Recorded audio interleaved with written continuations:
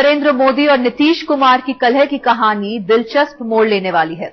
नीतीश कुमार नरेंद्र मोदी की रणभूमि में उतरने की तैयारी कर रहे हैं और वो भी मोदी से मोर्चा लेने के लिए। खबर है कि गुजरात चुनाव में जेडीयू बीजेपी के खिलाफ अपने उम्मीदवार उतारेगी और प्रचार की कमान संभालेंगे नीतीश कुमार।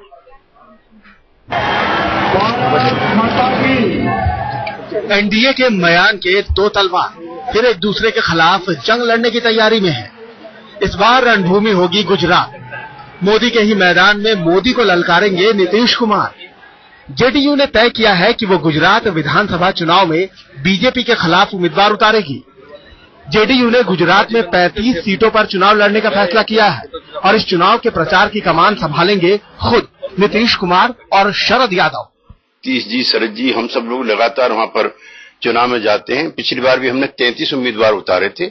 जाहिर है हमारा बीजेपी से गठबंधन नहीं है और वहां की जो वर्तमान सरकार है उसके खिलाफ ही हम लोग अपने उम्मीदवारों के लिए मैंडेट मांगेंगे। अब सवाल यही है कि जिस नीतीश कुमार ने मोदी को विधानसभा चुनाव में बिहार घुसने नहीं दिया, क्या अब वही नीतीश कुमार मोदी की धरती पर जाकर उन्हें चुनौती देंगे? पार्टी कह रही है हाँ, लेकिन नीतीश कह रहे हैं अभी कुछ तय नहीं। पार्टी का फैसला होगा, शरद यादव जी करेंगे, वहां की इकाई करेगी, उसके बाद ये सब परिस्थिति आती है। और नहीं, मेरे पास किसी भी प्रकार का कोई कार्यक्रम नहीं आया है और हमारी जो व्यस्तताएं यहाँ की है वो प्राथमिकता हमारी है। लेकिन इतना तो तय है कि बिहार में जिस पार्टी के साथ मिलकर जेडीयू सरकार चला रही है, गुजरात में उसी पार्टी के खिलाफ चुनाव में उतरेगी। बीजेपी और जेडीयू दोनों को ही सियासी समीकरण में कुछ भी अजीब नहीं लगता। तर्क यही है कि ऐसा तो होता रहा है। हम लोग वहाँ लगातार ये जो एनडीए है इसमें गठबंधन में कई सूबों में गठबंधन है, कई सूबों में नहीं है। गुजरात में कभी नहीं रहा।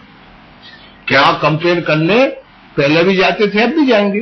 नहीं, वो तो जब अटल जी के नेतृत्व में सरकार थी, हम लोग साथ में सरकार में भी थे, तब भी जेडीयू अलग गुजरात में चुनाव लड़ा था और पिछला चुनाव भी वो लड़े थे।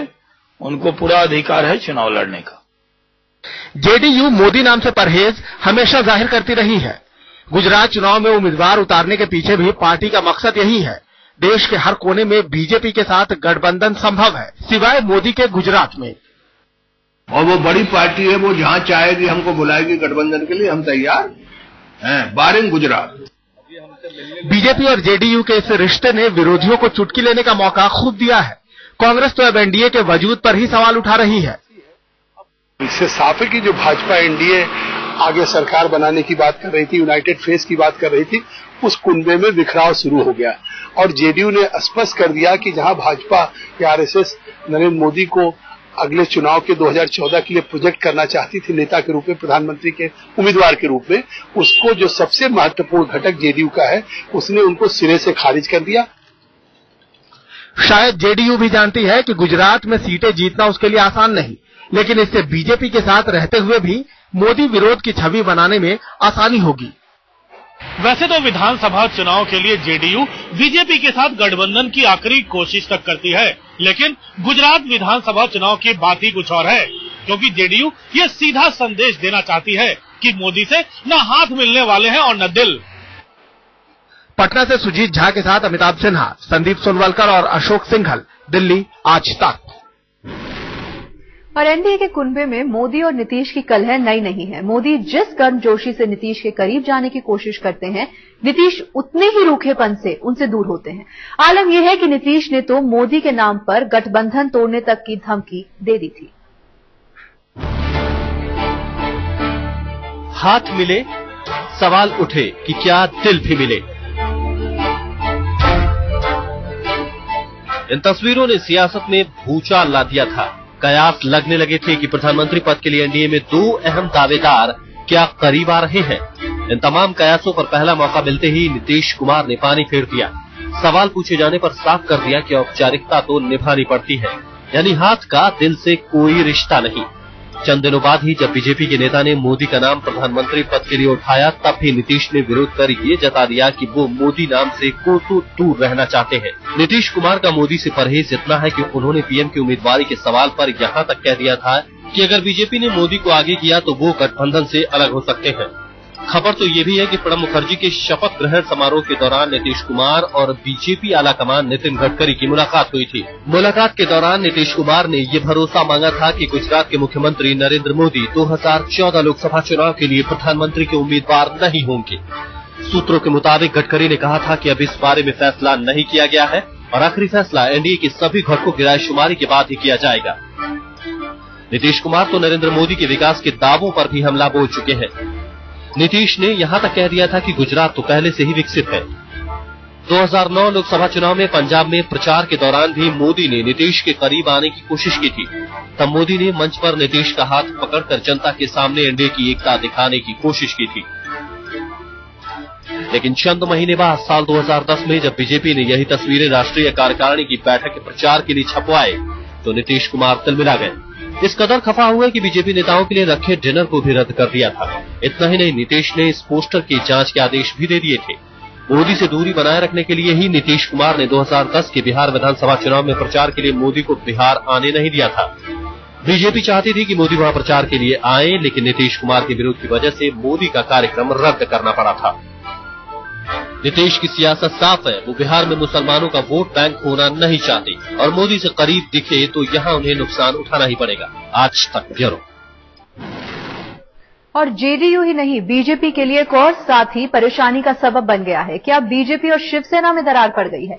ये सवाल इसलिए अहम हो गया है क्योंकि शिवसेना ने गुजरात चुनाव में अपने भी उम्मीदवार उतारने का फैसला कर लिया है।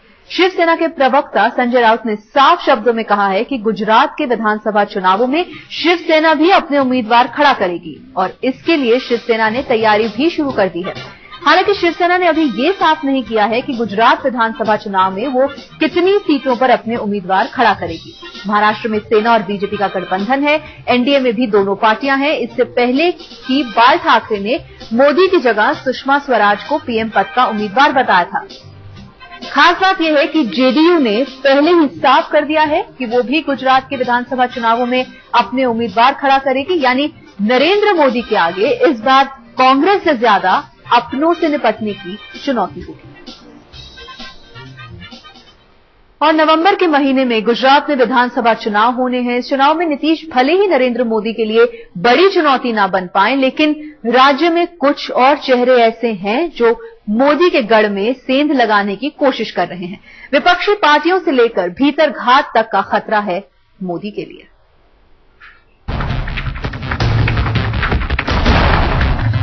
केशुभाई पटेल कभी बीजेपी के कद्दावर नेताओं में इनका नाम शुमार था।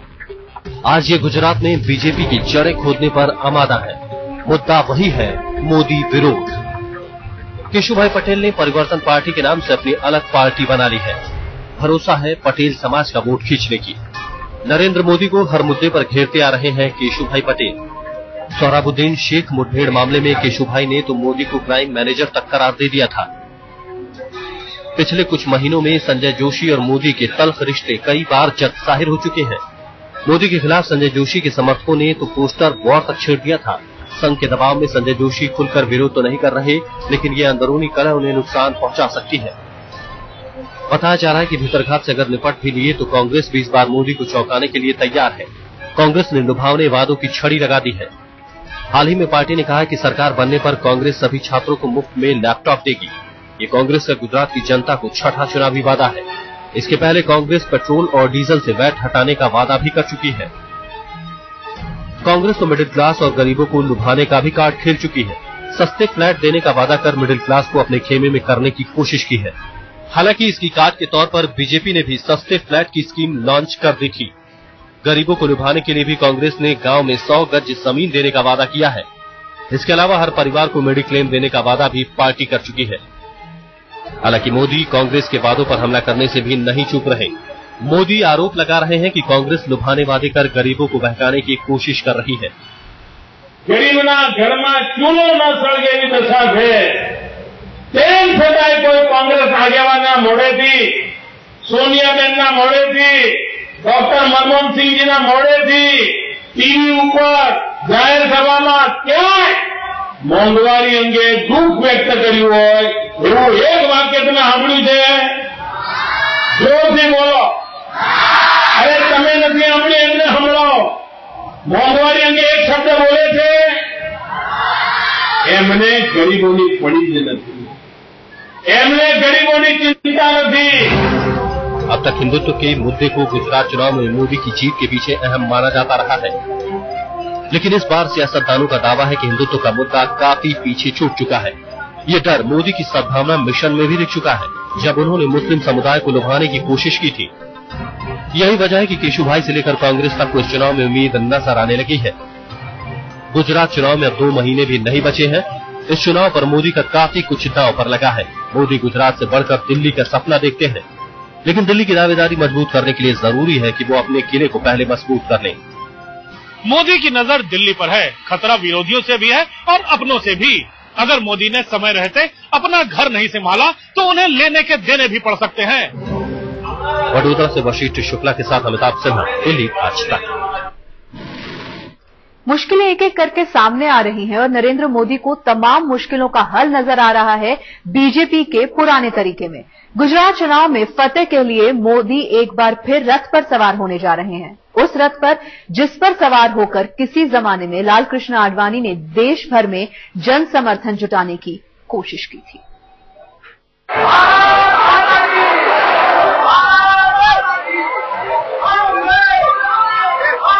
ये मोदी के भरोसे की रथ है, जिस रथ पर सवार होकर आडवाणी ने पूरे देश का दौरा किया था। आज उसी रथ का सहारा मांग रहे हैं नरेंद्र मोदी। 2 महीने बाद गुजरात में चुनाव होने हैं और राज्य के मतदाताओं को लुभाने के लिए मोदी को इसी रथ का सहारा है। लक्ष्य है युवा मतदाता। यही वजह है कि विवेकानंद की 150वीं जयंती पर मोदी विवेकानंद युवा विकास यात्रा निकाल रहे हैं। पूरे गुजरात में 150 जगहों पर घूमने का इरादा है। मंगलवार को मोदी इस यात्रा की शुरुआत करने वाले हैं। 1 महीने तक वो इसी रथ के जरिए गुजरात के कोने कोने में मतदाताओं तक पहुंचने की कोशिश करेंगे। मोदी की रथ में सुरक्षा के भी पुख्ता इंतजाम होंगे। पूरा रथ बुलेट प्रूफ होगा।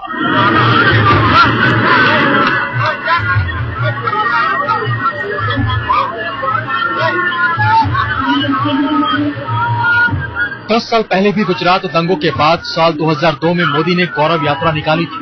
अब एक बार फिर चुनाव से पहले मोदी यात्रा पर निकल रहे हैं। उम्मीद जन समर्थन की है, लेकिन ये रथ यात्रा मोदी के लिए मुश्किलें भी खड़ी कर सकती है।